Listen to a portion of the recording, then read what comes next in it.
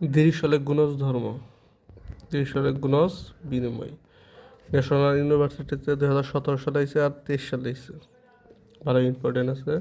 প্রমাণ, F O জি সংখ্যাতাত্ত্বিক function হলে দ্বিসলে গুণজ সংখ্যা হতে পাই F star G of N is equal to summation N D by N F of D into G of N by D. এটা হচ্ছে সূত্র।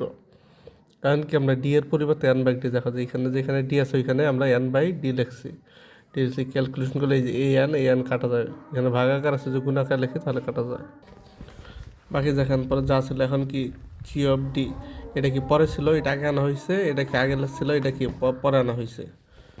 তারপর দেখেন এন বাই ডি, এটার কি যে সূত্র দেখেন সাইডে একটা সূত্র আছে, এই সূত্র আকারে লেখা যায়, এটার এই আকারে লেখা যায়, এই আকার থেকে এই আকারে আনা যায়।